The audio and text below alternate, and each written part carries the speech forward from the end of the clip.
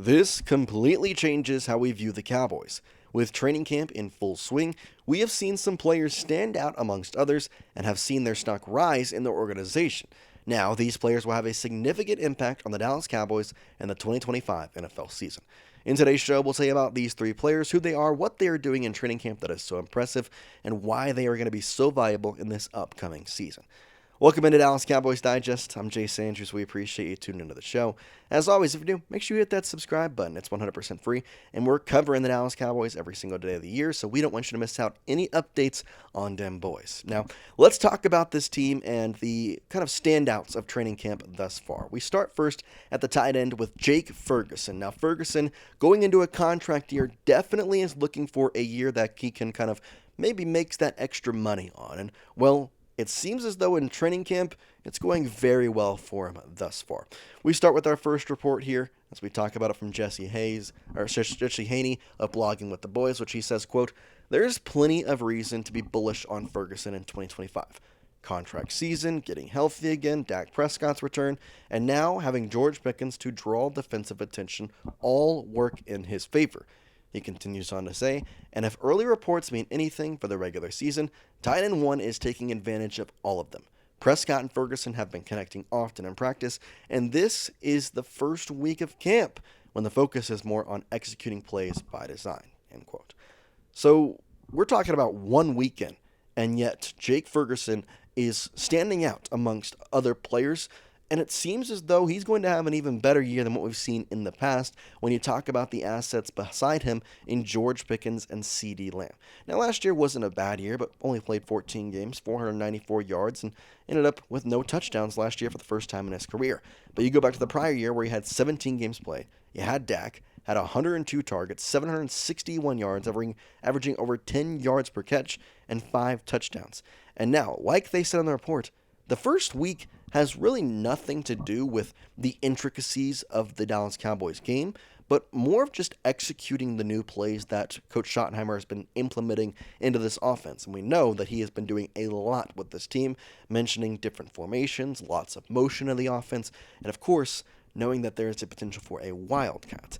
Well, Jake Ferguson obviously is taking full advantage, especially when you talk about Luke Shoemaker and Brevin Spanford behind him. This tight end room is at a very good spot, but Luke Shoemaker knows that he's going to fight to take over that tight end 1 role for sure, and he's doing just that. Now, the final thing that we have here from Jesse Haney of Blogging with the Boys says, quote, "Ferguson will likely get even more targets in real games when Prescott is working through his options and seeing Ferguson enjoying what Pickens and CeeDee Lamb open up for him," end quote. And so that's a big thing, especially for a tight end and receiving tight end like Jake Ferguson has been. He has gotten 102 targets in his best year. It was 86 targets last season, obviously only in 14 games. I think he might see 120 targets this year, just specifically because of the attention that defenses are going to have to pay to CeeDee Lamb and George Pickens. And I'm going to throw it out there, but if the running back room by committee ends up working and you're able to get a receiving back out of Javonte Williams, Miles Sanders, Jaden Blue, one of them, that could also draw some attention away and maybe open up targets there. So for that reason, you're looking at Jake Ferguson with a contract year, like I said, Dak being healthy, him being healthy, to have a career performance.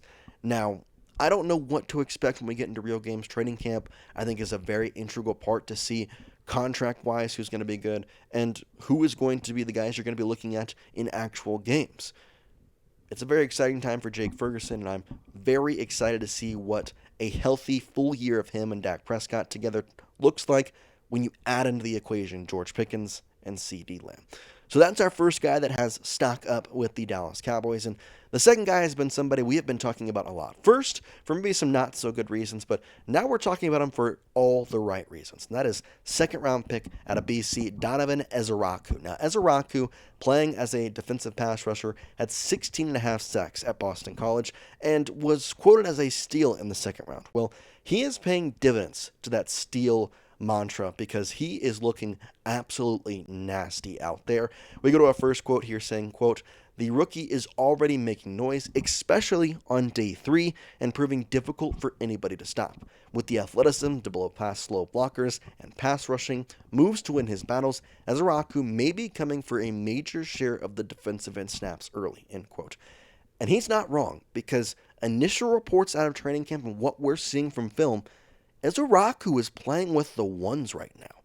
It is him and Micah and the new guy from Washington coming here. That is a very good list for this Dallas Cowboys team on the defensive edge. So you're talking about a guy who, again, performed well in college, was a steal in the second round, and now is showing out right away in training camp.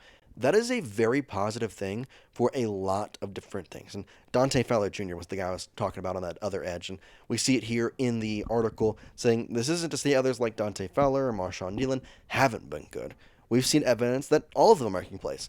But it's Ezeiruaku who's dominating out there. Keyword dominating. And getting valuable work while Micah Parsons isn't on the field. If he keeps going into September, Dallas may have struck gold in the draft. So obviously Micah Parsons not out there just yet, but it's very obvious that Ezeiruaku is the one that I said Mike was out there because he kind of looks like him. I mean, it's the dominating presence that Ezeiruaku has shown early on in training camp is very exciting for us as Cowboy fans. And knowing that we got him in the second round and the contract is officially done, he's going to be here.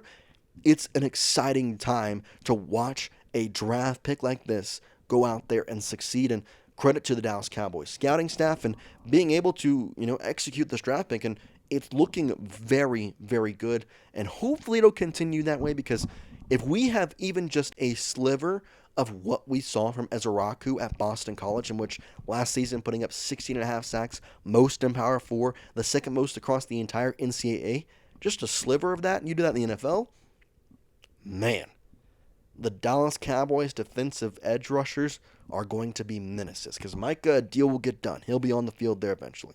He's out there doing his stretch and doing his stuff. Not in the reps, but he's out there. You have him, Ezeiruaku, Dante Fowler, Marshawn Nealon, Sam Williams. This is an elite defensive edge group, and for that matter, makes this defensive line an elite defensive line, especially if Ezeiruaku can continue what we have seen from him in the early days of camp. I'm very excited, and hopefully he will continue it. Obviously, the NFL to the college level to the NFL level is definitely a high jump, but so far Ezeiruaku has he's not missed a step.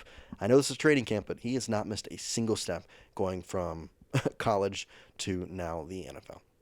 All right, so our third and final guy is probably somebody that you're not really expecting to see / you haven't really heard much about, and that's a backup offensive tackle, Nate Williams. Now, Nathan has been doing a really good job in training camp holding his blocks, and for a Cowboys offensive line that you always want to have just extra guys there, it's going to be a good time for the Dallas Cowboys for a lot of different reasons. Now, kind of going to the offensive depth chart here, looking at this offensive line and offensive tackle group specifically, we can see that it's going to be a backup depth role most likely, looking at Nate.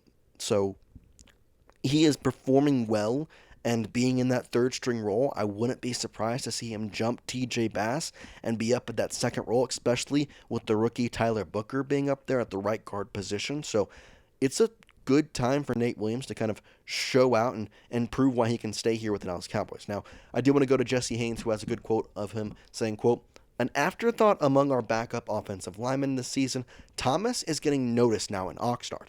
He missed last year with knee issues, but has shown up this week emerging as a potential swing tackle candidate and earning direct praise from Brian Schottenheimer," end quote. Now, this was from a comment that Brian Schottenheimer made after a practice. He brought up Nate and said he is performing well, he's doing everything we asked from him, and coming off an injury, it's very big for training camp. When you're injured the year prior, training camp is huge for you to try and reassess that you belong on this team and you belong at a specific role, whether that's starting, whether that's the two, whether it's a swing tackle, whatever it could be. It is trying to assess that you are a part of this team and can play well with it. Now, The depth there is really great at the interior tackle position, and Jesse Haynes kind of mentions it here, saying, quote, "For all of their depth at the interior line, the tackle spots remain dubious. It felt like Assam Richards was going to win the swing job by default, or at least backup left tackle. But now Thomas makes it a true competition, and as we're about to see, more depth at tackle is no small matter." And it's exactly what I said. The tackle position, the offensive line position as a whole, the more depth, the better. The more people you have, the better. Because injuries at that position are very, very likely. I'm not going to say that they're going to happen, but you are more likely to get injured on the offensive line than a lot of positions in sports, not just in the NFL. So there's lots of ankle twists and stuff that you need to be able to kind of rotate your guys out. And so being able to look at this, look at Nate Williams and go to the depth chart and see that he's going to be fighting for that swing tackle and going in to play either left tackle, right tackle, whatever it could be. He is going to be in a very good spot for this team going forward. And the fact is that if you're in week 1 of NFL training camp and you're getting praise as a backup offensive tackle coming off an injury from your head coach, probably looking at a good spot in the roster for a true role, a true spot and a contending spot to come in there and play, in every game this season, whether it's a smaller role or play as the swing tackle. It's a very good time for Nate Williams and kind of to see what he is doing. So those are our 3 stock up candidates. Nate Williams, of course, being one of them. Of course, we go back to tight end number 1 and our guy there. And so I'm excited to see, obviously, the entire tight end room of Luke Shoemaker and Brevin Spann, but the fact that we are going to get healthy, ready to go Jake Ferguson is going to be a fun thing to see for the Dallas Cowboys, when you also mention that Dak Prescott is going to be healthy with him. And then, of course, wanted to mention him one final time, Donovan Ezaraku. I'm very excited to see what he's going to be able to do in an actual NFL game. But for now, we just get training camp, and we're going to keep reporting on it and keep telling you what's going on at Oxnard. We appreciate every single one of you joining us here on Cowboys Digest. Obviously, you're at the end of the video now, so you've enjoyed the content. You're new, hit that subscribe button, 100% free, and we'll see you next time here on Cowboys Digest. Peace out, everybody.